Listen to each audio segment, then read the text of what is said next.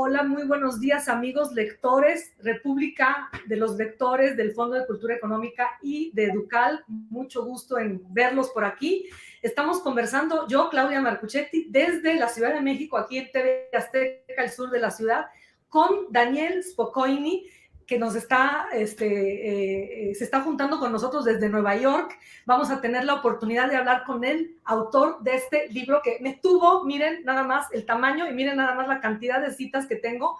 Me tuvo sin dormir esta noche. Yo ya lo había leído, había comenzado a leerlo, porque además es un libro de casi 500 páginas con una cantidad de información histórica, teológica, una investigación bárbara, que de verdad me tiene muy sorprendida. Yo que escribo novela histórica, sé lo que cuesta haber conseguido todo esto y haberlo puesto a tejer en ese tejido increíble que es la novela histórica, es decir, que no se vean los surcidos de lo que es verdad y de lo que no es verdad.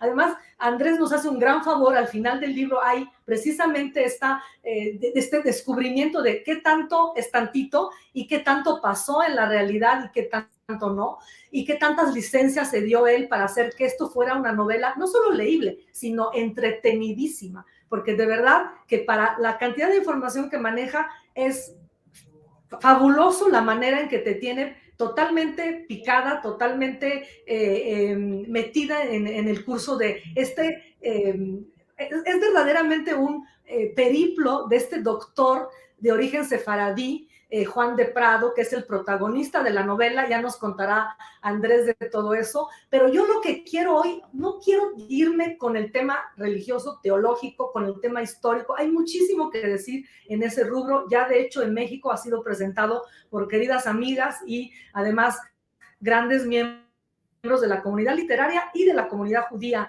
en México, que son Silvia Cherem con el Premio Nacional de Periodismo y Shoshana Turquía. No quiero meterme tanto en ese tema ahorita porque quiero darles mis impresiones de vil agnóstica que soy, digamos, no una estudiosa de la religión, pero sí una persona en constante búsqueda.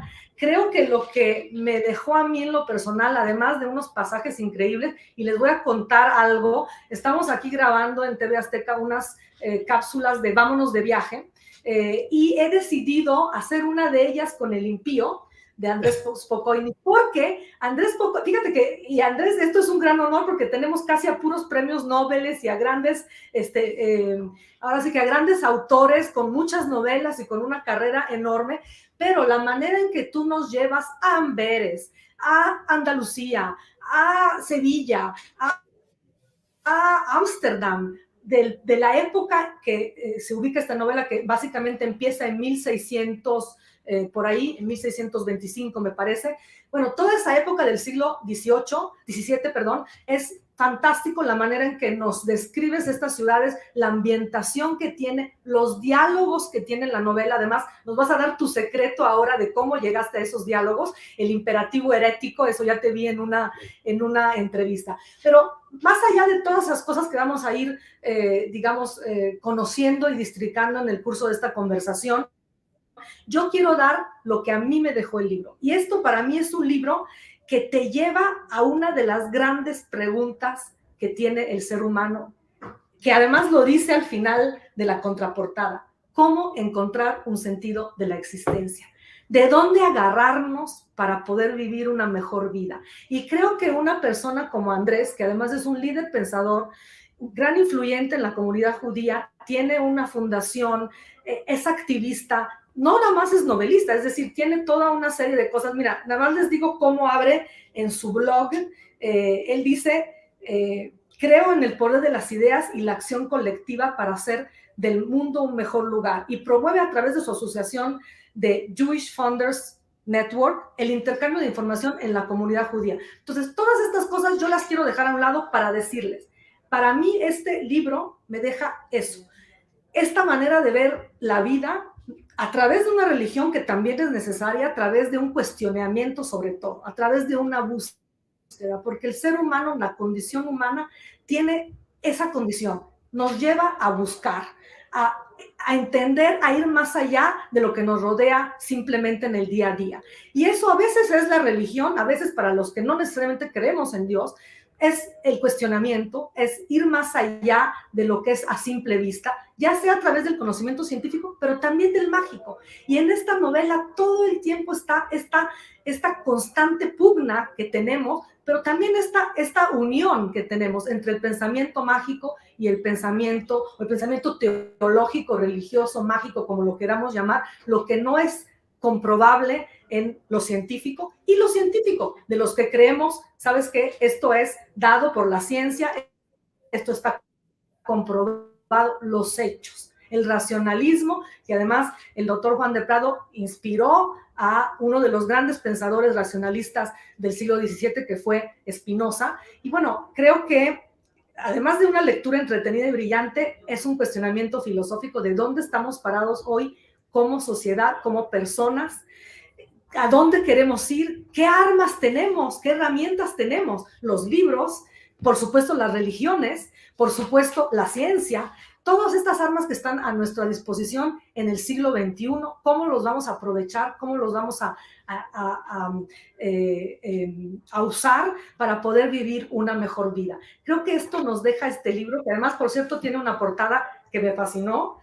Véanla, es una portada que incluye todos estos símbolos de fíjate que no lo veo como un libro medieval, porque la verdad es que el periodo medieval, y me disculpen en el fondo, no entiendo bien por qué está en los libros medievales, pero la verdad tal vez porque tiene un argumento que es muy del medioevo, que es la Inquisición, que corre a lo largo de todo el libro. Por supuesto, el protagonista es un perseguido de alguna manera y en diferentes formas, y se escapa de lo que ha sido una de las vergüenzas más grandes de la Iglesia Católica en su momento, que es la Inquisición. Y bueno, este libro se inscribe en el marco de la literatura medieval, tal vez por eso, pero está fuera de lo que es el momento histórico del medioevo, que básicamente va del siglo V al siglo XV, más o menos. Esto ya se sitúa en el XVII. Sin embargo, les digo, sobre todo la Inquisición tardía de Portugal y de España, que son, digamos, los que han arrastrado la Inquisición hasta más allá del siglo de las luces, llegó hasta 1820, 1830 respectivamente. Y bueno, pues eso es tal vez el argumento que nos hace colocar El impío de Andrés Poccoini en este marco del Festival del Libro Medieval. Pero yo quisiera, más allá de esto, darle la palabra y platicar, ahora sí que como, yo sé que es muy difícil hacerlo en este esquema de Zoom, de cómo poder platicar con él de esta manera más fluida, pero también, bueno, aquí tengo algunas notas y quiero pues comenzar con algunas subrayadas. Soy lo único que puedo ser. Es más fácil despreciar que entender. El conocimiento es soberbia. Me hiciste subrayar tantas cosas, Andrés, que te quiero dar la palabra y quiero que tú nos presentes este personaje que además entiendo, tú lo conociste o lo descubriste, como muchas veces sucede con la novela histórica, un personaje algo olvidado en la historia de la teología, en la historia del ser humano y la historia de esa época, porque él, si bien inspiró, se quedó un poco atrás de bambalinas en lo que es los créditos de este cambio y de esta transformación tan grande que sucedió precisamente en Ámsterdam, que era una de las ciudades tal vez más avanzadas comparativamente con España, con Italia, que todavía, España pues particularmente, España y Portugal posiblemente son pueblos que por su situación, por sus condiciones, se quedaron muy rezagados en la búsqueda de la que estábamos hablando, esta búsqueda del ser humano que siempre va hacia adelante, siempre evoluciona. Yo en lo particular soy una creyente, no necesariamente de Dios, sino de quiénes somos los seres humanos. Los seres humanos hemos llegado a conclusiones fantásticas. Probablemente no nos hemos extinguido como especie gracias a este cuestionamiento constante que somos capaces de hacer de nosotros mismos, de lo que nos rodea, de nuestros problemas, de nuestros defectos e incluso de nuestras alegrías y de nuestras cosas positivas. Pero quisiera dejar a Andrés platicándonos pues de su experiencia en este libro, pero sobre todo de qué es para él. Y aquí entro ya a la cuestión también de qué es para él y qué le dejó escribirlo y qué les espera que le deje a tus lectores, así como a mí, te digo, me dejó este recordatorio de la búsqueda. Mira, primero, ante todo, Claudia, muchísimas gracias por tus palabras. La verdad que un poco me hace ruborizar tus palabras. Efectivamente, yo no soy novelista a tiempo entero y que lo aprecies tanto, la verdad me llega mucho y te súper Me agradezco. sorprendiste. Me Gracias. sorprendiste mucho porque es tu primera novela y la verdad, Así es. te digo, no llegamos a hablar de eso. Yo quería también que esta fuera una presentación más literaria de la que tú has tenido, pero tienes una enorme calidad literaria. Yo creo que el tema de los diálogos, cómo estás manejando los diálogos y los cuestionamientos a través de ese diálogo, porque al final el cuestionamiento, ¿cómo funciona? A través del diálogo, a A través través del diálogo. de Exacto. y lo haces magistralmente, realmente me encantó las descripciones, la ambientación y los diálogos a nivel literario, te felicito. Pero sigo dejándote hablar porque si no te voy a quitar el micrófono todo el tiempo. No hay problema. Yo lo Mira, hago muy pasional, soy un poco como Juan de Prado, muy pasional que ya vemos, es un hombre que asume sus pasiones dentro de lo que es la religión, la vida, y era un hombre con una gran pasión también por vivir, yo creo. así es, así es. Mira, como tú bien dices, Juan de Prado es un hombre que vive en el periodo bisagra entre dos momentos históricos. Es verdad que no es más el periodo medieval, pero él, de alguna manera, lucha contra la mentalidad medieval, que es una mentalidad religiosa, una mentalidad de lo que llaman heteronómica. Es decir, si vamos a hablar en términos filosóficos, la autonomía implica que el hombre, el ser humano, es autónomo, decide por sí mismo. El ser humano es la fuente del saber, es la fuente del pensamiento, es la fuente de la razón. Lo heteronómico es que alguien afuera del ser humano es la fuente de la razón, del conocimiento, de la verdad. Entonces, él justamente se sitúa en ese quiebre entre la heteronomía y la autonomía. Entonces, esto es, y esto nos parece filosófico, pero en realidad es muy práctico, porque en el medioevo el pensamiento estaba dado o la verdad era verdad revelada, transmitida por las iglesias, por las religiones, por las figuras de autoridad, y eso no se cuestionaba. Y lo que empieza en el periodo de Juan de Prado es la ideología de cuestionar y de dudar de la autoridad y de las verdades recibidas. Yo cuento en el libro, por ejemplo, una parte cuando él estudia para ser médico, cuando él estudia medicina, las descripciones anatómicas que vienen de Galeno, Hipócrates, etcétera, están mal. O sea, el ser humano está descrito de una manera inexacta. Y cuando los estudiantes decían, mira, yo estoy mirando acá una persona y veo que la descripción está mal, los profesores le decían, tú no puedes creer más en tus propios ojos, en tus propios sentidos, que en la verdad revelada por los antiguos. Es decir, y lo que Juan de Prado dice es, no, justamente, yo quiero creer en mi propia capacidad como ser humano libre para llegar a mi propia verdad.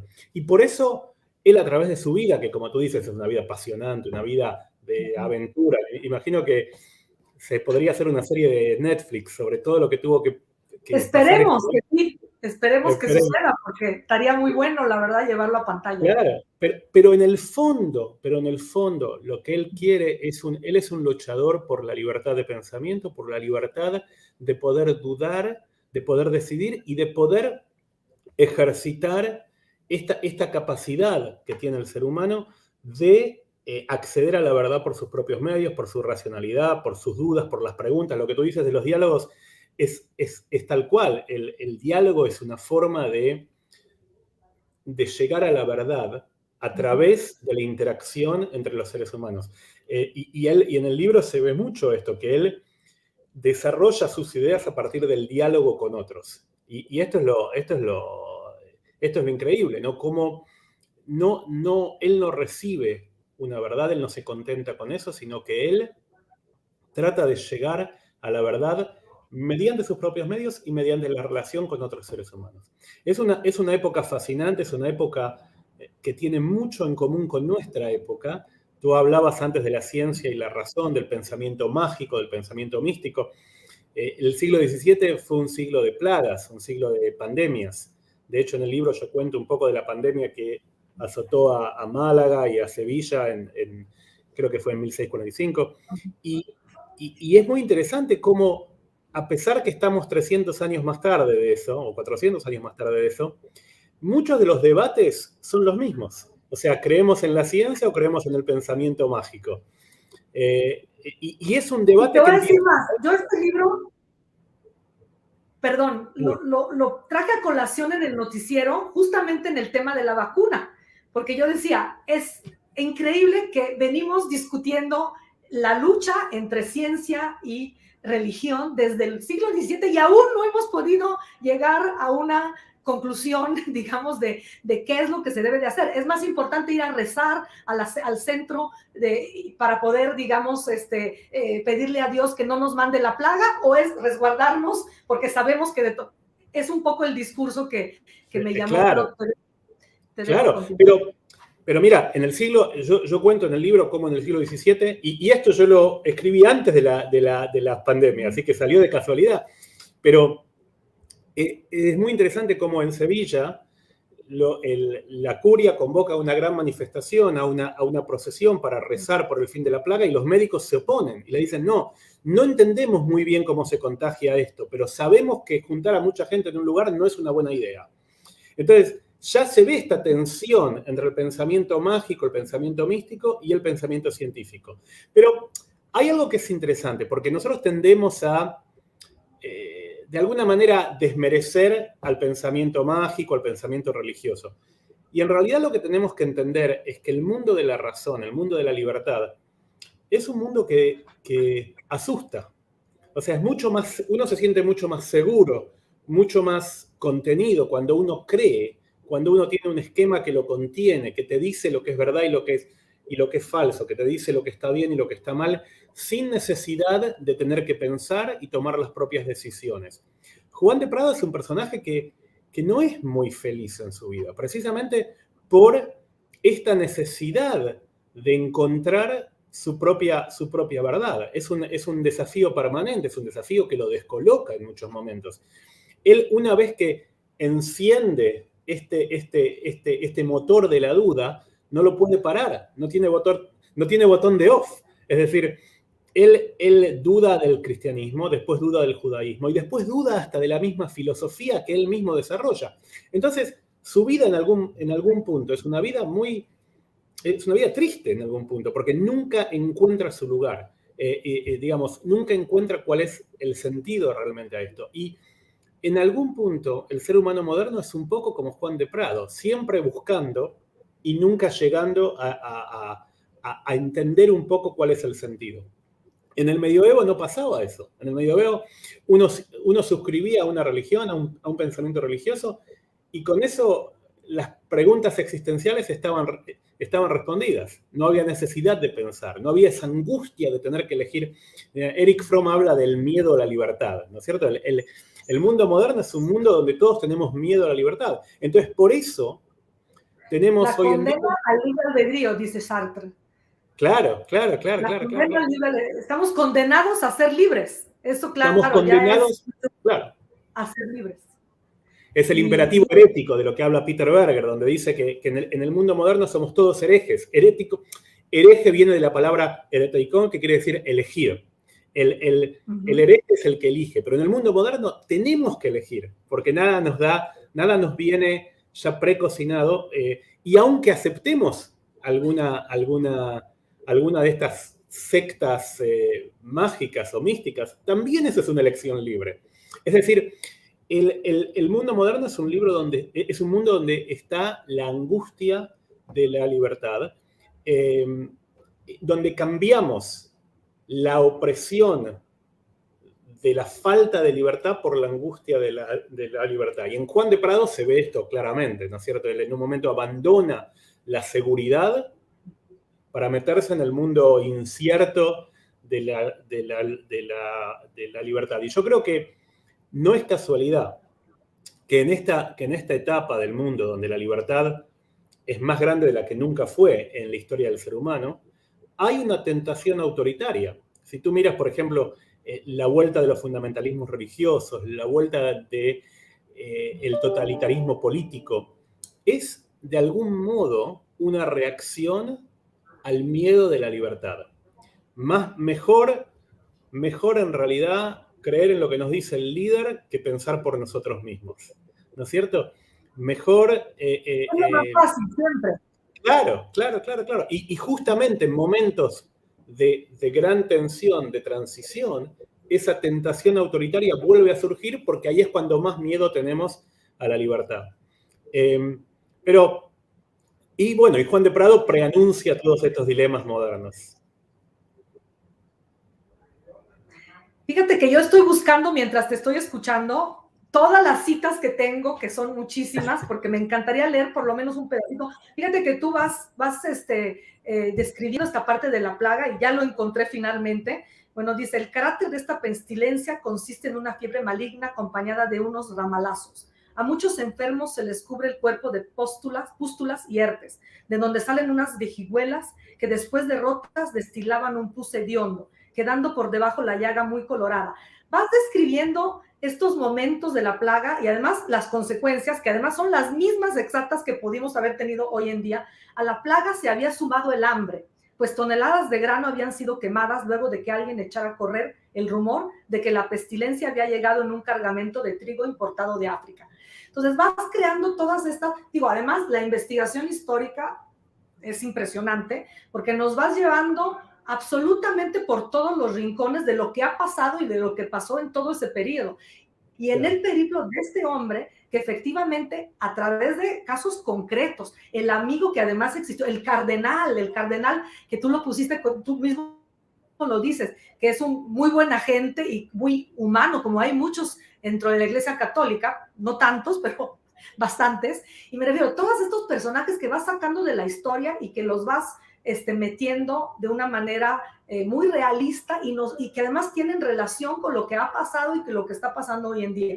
Te lo digo, ahora tenemos, por cierto, alguien que nos está felicitando, una brillante obra, dice Silvia Weinburg, y también pregunta, básicamente, ¿qué tanto modificó tu curso, en el curso de la investigación, qué tanto modificaste tu manera de ver la historia, de acuerdo con lo que fuiste encontrando? Esta es una pregunta que yo también quería hacerte, porque me imagino que esto no se dio en un día. Tú fuiste encontrando cosas, tal vez cosas que querías encontrar, tal vez cosas que no te esperabas. Mira, es muy interesante porque de algún punto todo lo que yo cuento en el libro, todos los eventos históricos, todos los personajes son todos reales. Todo lo que pasó, toda la historia es toda real. Los pormenores de la historia son ficcionales, es decir, los diálogos son ficcionales. Algunos diálogos en realidad son reales también. Pero lo que me pasó fue muy interesante, porque yo cuando empecé con esta novela, mi idea era hacer algo que sea realmente mitad y mitad. Tomar personajes reales, pero la historia en sí, digamos, hacerla ficcional. Y lo que me pasaba era que a medida que más sabía sobre el personaje, más me daba cuenta que la historia de él era mejor y más interesante y más fascinante que cualquier historia que yo pudiera inventar. Cuando yo pensaba, por ejemplo, cómo él se escapaba del Santo Oficio, de la Inquisición, y se me ocurría algo, después investigaba cómo de verdad se había escapado de la Inquisición y era mucho más interesante lo que había pasado en la realidad de lo que había... La realidad supera la fantasía. La realidad superaba la fantasía y eso me pareció. Después, otra cosa que me sorprendió mucho es, uno piensa que la historia es en blanco y negro. Es decir, uno piensa que los personajes históricos no son como nosotros. Pertenecen a otra especie digamos, a otro ser humano. Y en realidad, investigando y leyendo literatura de la época del siglo XVII, uno se da cuenta cómo las emociones que tenían son iguales a las nuestras, los dilemas, los temores, son exactamente iguales a los nuestros. Y la forma de pensar inclusive. Entonces, me sorprendió eso, ¿no es cierto? Es como la realidad y la intimidad que uno puede tener con un personaje histórico en función de entender que tienen los mismos dilemas y los mismos desafíos que tenemos nosotros. En especial, como antes decía, en momentos de transición histórica, donde además de los dilemas humanos, se juntan los dilemas de la época. Es decir, tú has hablado mucho del siglo XVII, es una época donde empieza la revolución científica. Por ejemplo, Galileo es en el 1600 y tanto, Descartes, etc. Durante la época de Juan de Prado... Es lo que dices, en el libro mencionas a Galileo y dices, la Inquisición italiana ya dejó a los judíos a un lado y ahora iba tras los pensadores como Galileo o como, bueno, los muchos que desafiaron la iglesia a través de su ciencia. Exactamente, era lo que la Inquisición en otros países, no en España y en Portugal, se da cuenta que en realidad el desafío mayor al pensamiento religioso no es necesariamente el judaísmo ni ninguna otra religión, sino un pensamiento científico que descree de todas las religiones. O sea, se dan cuenta de eso, y de hecho, lo que también se dan cuenta es que una vez que uno empieza con el pensamiento científico no se puede parar. Mira, yo cuento en el libro cómo en Ámsterdam inventan el microscopio. Ahora, ¿cómo se inventa el microscopio? El microscopio se inventa porque Galileo inventó el telescopio, a alguien se le dio cuenta invertir el lente, y lo que sirve para ver de lejos, sirve para ver de cerca. Es decir, una vez que empiezan que uno pone en marcha el pensamiento científico, el pensamiento libre, la libre investigación, no hay límite. No hay, o sea, y una cosa que pasa en el libro que yo cuento es que hay una diferencia, me parece a mí, entre lo que la ciencia puede responder y lo que la religión puede responder. Yo creo que en un momento, creo que él dice en el libro, Juan de Prado dice, cuando la religión trata de responder el cómo, trata de describir por qué pasan las cosas, no sirve. O sea, ¿por qué llueve? No es porque Dios manda lluvia, sabemos por qué llueve. Pero cuando trata de buscarle un sentido a la vida, ahí la ciencia no lo puede hacer. Ahí es una pregunta. Hay una escena en el libro magnífica cuando él está perdiendo su hijo está batallando entre la vida y la muerte, que él trata de hacer todo como médico para salvarlo a través de la ciencia y luego se rinde, se recoge y va y reza, porque es lo único que te queda por hacer. Hay momentos que aún el científico más científico, y aquí quiero mencionar un libro de otra mexicana, judía, Sabina Berman, El Dios de Darwin. Hasta Darwin, al final de su vida, después de que había desafiado todo precepto religioso, se acogió a la religión. Y tú tienes una cita aquí que dice, el hombre nunca logrará, mediante la ciencia, descifrar la pregunta básica del universo. ¿Por qué? Claro. Las ciencias tal vez expliquen, pero no inspiran, describen, pero no trascienden. Y así creo que has dado justamente en el punto de lo que estás diciendo. Claro. ¿No? Y eso es el punto, digamos, que tenemos hoy. Si tú piensas, por ejemplo, hoy en día tenemos grandes avances científicos, pero lo que la ciencia no puede decirnos es si un avance científico es ético o no. Por ejemplo, podemos clonar un ser humano, ¿no es cierto? La ciencia no va a responder a la pregunta ética, moral, si eso está bien o mal. Podemos desarrollar armas nucleares. La ciencia no te va a decir si está bien o mal. La ciencia te va a decir cómo hacerlo. O sea, sigue faltando una estructura de valores, una estructura filosófica, una estructura espiritual inclusive, que puede ser muy distinta a la versión medieval de la religión. No tiene por qué ser la misma. Pero el ser humano necesita ambas cosas. Hay un libro del rabino Jonathan Sacks, que falleció hace un par de años, que lo llama The Great Partnership, la gran sociedad, él dice, entre la ciencia y la religión, en donde la ciencia sirve para entender mejor el mundo, para mejorar la vida, y la religión sirve para, en realidad, tratar de responder a las preguntas éticas, a los dilemas morales, a la diferenciación entre el bien y el mal. Y esto también es un poco lo que encuentra Juan de Prado, digamos, que él se da cuenta ya que ninguna de las dos, ni la religión ni la ciencia, pueden responder a todo. Uno tiene que buscar Solas, Yo exactamente. yo creo que ahí está la clave de esto y por eso él posiblemente cuestiona y cuestiona y cuestiona cada cosa, cada religión, cada hecho incluso, que ahí es donde yo me identifico, porque yo te voy a decir una cosa, yo termino un libro y tengo ganas de tirarlo a la basura, porque ya me puse el cuestionamiento de, ¿estará bien esto? ¿Será correcto decir esto? Pero fíjate que dentro de lo que estás diciendo y la necesidad del ser humano de cubrir esta parte, digamos, mística, esta parte espiritual que todos tenemos, además de la práctica y la parte ética y moral del asunto. Tú hablas al final del libro y es fantástico porque creo que es algo que sucedió efectivamente en la época en el que se sitúa el libro, pero que es un cuestionamiento que tú mismo te haces como pensador, como judío hoy en día. ¿Qué es ser judío? ¿No? Y esta parte de que la tienes, el judaísmo no es solo una religión que está en cursiva, que es un decálogo que al parecer va haciendo el padre y el hijo, o sea, Juan de Prado, papá y su hijo, y van describiendo un judaísmo muy moderno, muy abierto, muy revolucionario, muy evolucionado, que yo creo que posiblemente está llegando a nuestros días ahora a poderlo realmente poner en práctica. Yo lo espero porque sobre todo el judaísmo muchas veces da la impresión que es una religión que quiere estar en el pasado, cuando en cambio hay grandes pensadores que ven mucho más allá de muchas religiones o de muchas otras religiones. Y ahí es donde te quiero... Sí, un poco la tragedia de Juan de Prado es que él desarrolla una forma moderna de ser judío, nada más que lo desarrolla 300 años antes de su tiempo. Demasiado Hoy en pronto. día, hoy en Demasiado día, pronto.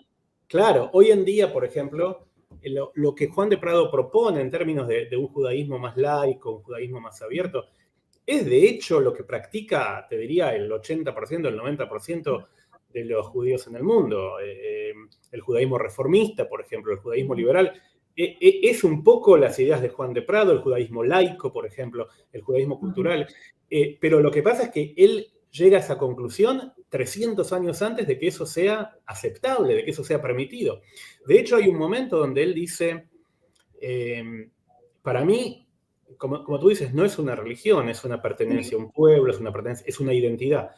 Y por eso él rompe con Spinoza, porque Spinoza, él rompe, digamos, Spinoza se separa del judaísmo por completo. Él dice, yo soy un filósofo, mi única Sí, no religión, me interesa el tema religioso. y tampoco entiende la pertenencia a un pueblo. ¿No es cierto? Y lo que nos estamos dando cuenta hoy en día, digamos, con la vuelta a los nacionalismos, etcétera, es que el ser humano necesita la pertenencia, necesita la comunidad, necesita la sociedad. El ser humano o sea, somos una especie gregaria, nosotros somos una especie social, necesitamos la pertenencia. Y Juan de Prado entiende eso, entiende que la pertenencia es tan importante como la religión. Y de hecho, lo que pasa en el mundo moderno es que tratamos de usar definiciones del judaísmo, que no fueron definiciones pensadas para describir al judaísmo. O sea, en el cristianismo es fácil entender la diferencia entre religión y nación. Uno puede ser católico y puede pertenecer a 20.000 pueblos distintos.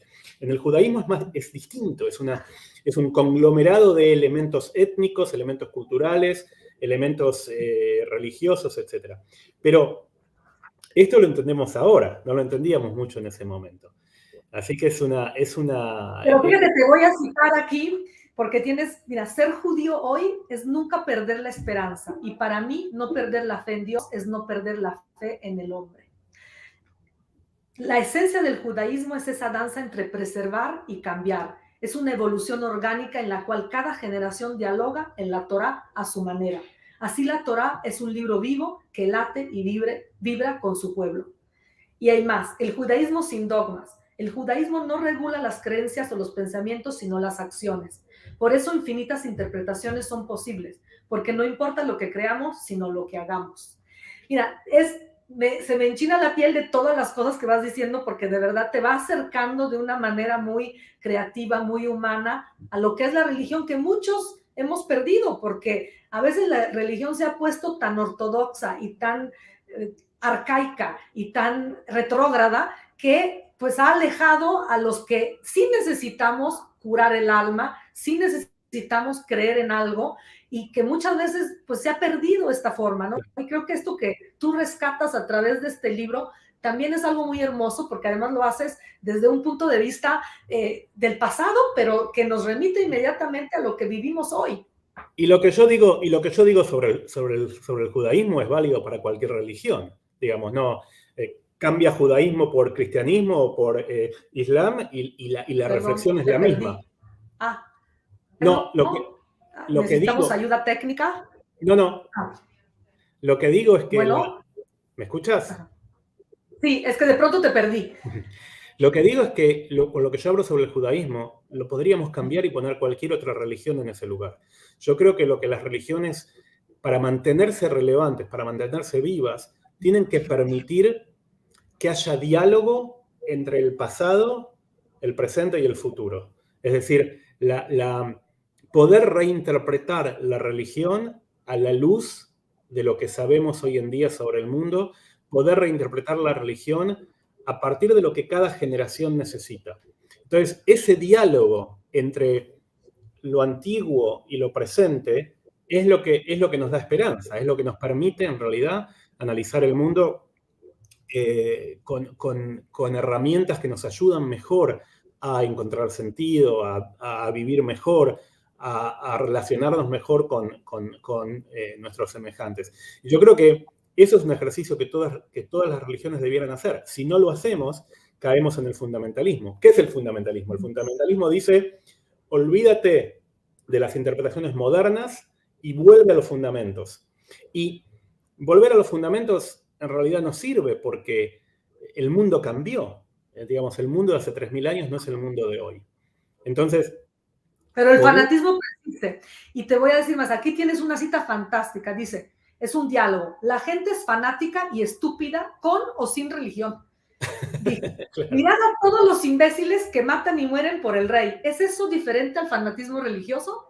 Y aquí también hay fanatismo religioso, pero el fanatismo en cualquiera de sus maneras y formas, la intolerancia es sinónimo de estupidez y al final nos trae problemas. Por eso yo decía que en realidad el totalitarismo político es en realidad una forma de fanatismo religioso también, nada más que en vez de poner a Dios en el centro, se pone otra cosa. Y si lo piensas, las ideologías que más muertos causaron en el siglo XX fueron ideologías laicas. El fascismo también, el nazismo también es una ideología laica, es una ideología antirreligiosa justamente.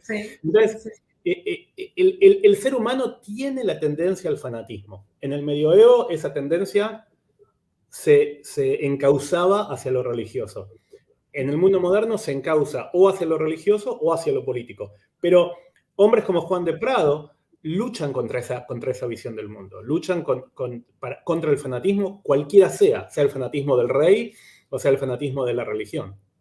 Y creo que es una obligación de todos los seres humanos encontrar un equilibrio. Fíjate, aquí dices otra cuestión que me gusta mucho.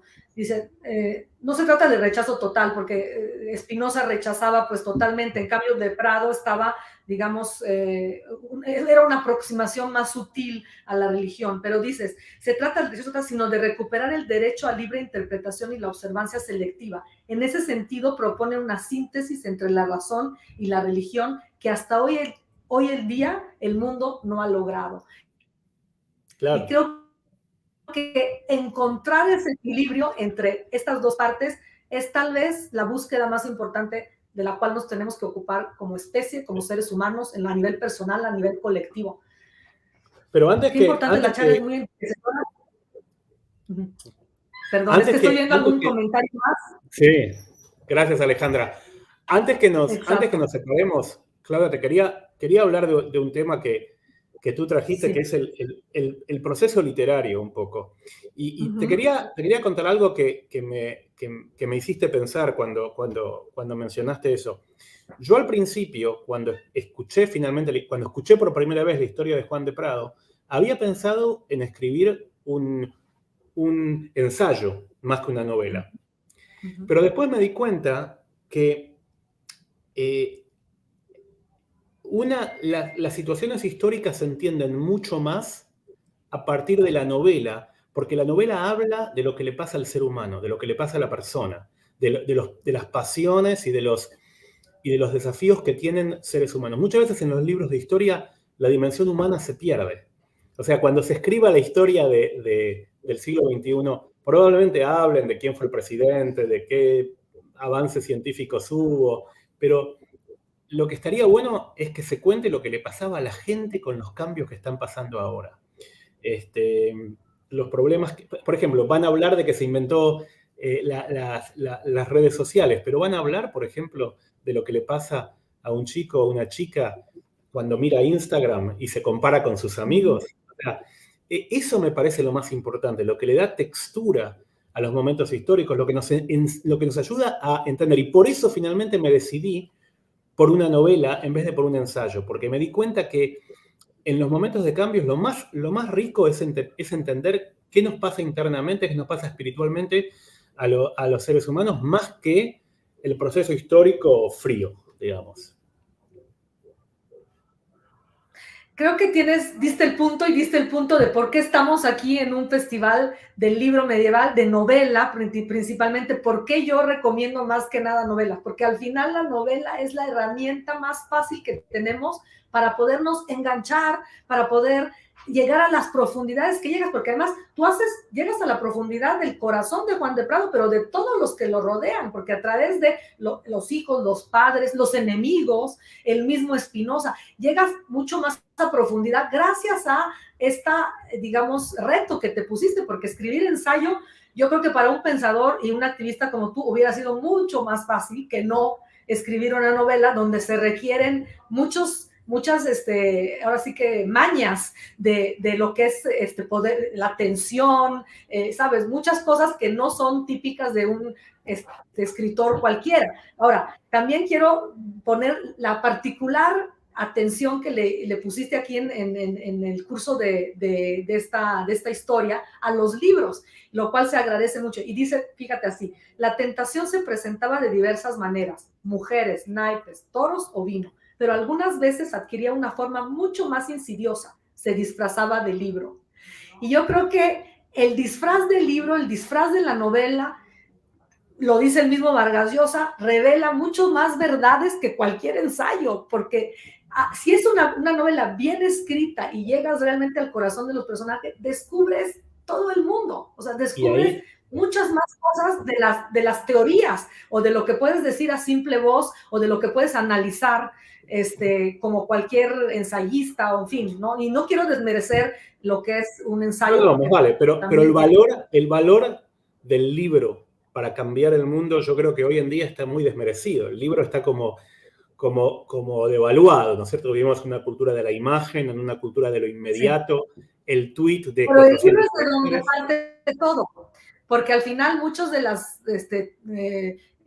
series que estamos viendo, se basan en libros, y en el libro es el único lugar donde ya realmente puedes llegar a profundizar, porque las imágenes pues tal vez son muy contundentes, pero no llegan a esa finura de llegar hasta abajo, ¿no? Hasta el fondo de las cosas, que sí te da tiempo en un libro además como donde verdaderamente tienes una exploración masiva de todas las cuestiones personales, la condición humana, pero también la historia, pero también, digamos, el contexto, en fin, ¿no? Sí tiene una amplitud mucho, mucho mayor la novela y te agradecemos todos los lectores que hayas tomado ese camino, porque creo que leer novela además facilita la conexión con el gran público, que al final cualquier persona, creo, de cualquier interés puede leer este libro con una gran pasión, porque inmediatamente se va a encontrar a reflejo consigo mismo. ¿Qué cree uno, no? ¿Cuál es el propósito de tu existencia? Claro, ¿y a dónde quieres ir como ser humano?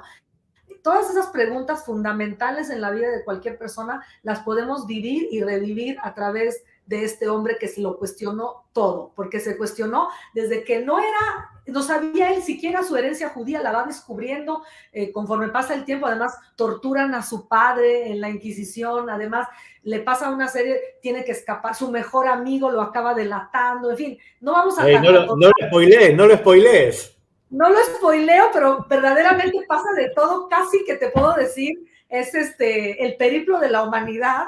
Y bueno, pues este hombre va cada vez dudando, y cuando ya llega a la tierra prometida, Ámsterdam, la tierra prometida, medida, donde ya dice, aquí ya quedé, aquí, y aquí soy, ahí también empieza a contestarle al rabino, empieza a discutirle al rabino.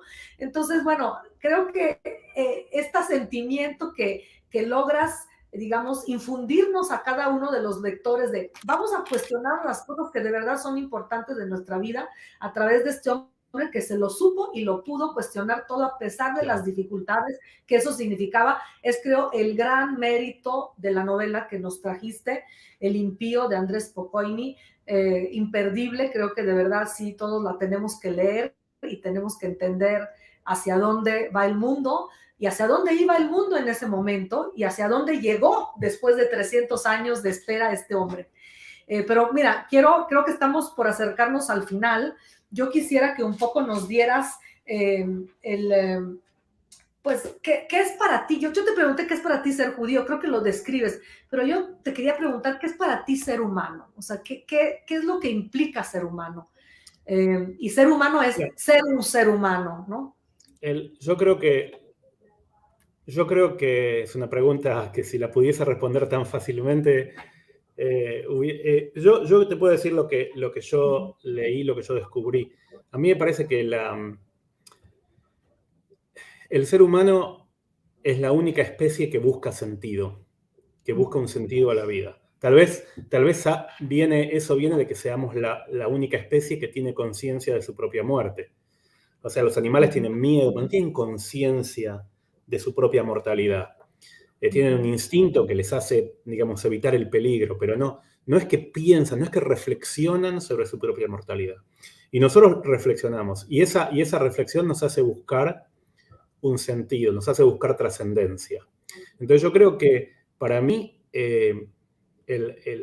lo que hace el ser humano especial es la búsqueda del sentido, la búsqueda de la trascendencia, la búsqueda de mejorar el mundo. Digamos, un gato, un animal, un elefante no busca dejar el mundo distinto a como lo encontró. Yo creo que el ser humano tiene eso, es lo que nos hace únicos, es la capacidad de mejorar el mundo. Y esto es un mensaje tanto religioso como científico. En el judaísmo el ser humano es socio de Dios en la creación. Digamos, estamos llamados a completar la creación de Dios. Y de acuerdo a la ciencia también, la ciencia nos da las herramientas para dejar el mundo mejor que como lo encontramos, terminar con el hambre, terminar con las plagas, con las enfermedades. Es decir, y finalmente yo creo que el sentido de la vida se encuentra y eso por ahí es el error un poco de Juan de Prado y de Spinoza, no se encuentra ni en un laboratorio, ni en un libro de filosofía, sino en la relación con el otro. Finalmente, lo que da sentido a nuestra vida es el impacto que tenemos en la vida de otros, ¿no es cierto? Entonces hay una frase de Hillel el Sabio, uno de los sabios del Talmud, que dice si... Mencionar también a otro... Ajá. No, que él dice, si soy solo para mí, si, él dice, si yo no soy para mí, ¿quién lo será? Pero si soy solo para mí, ¿qué soy?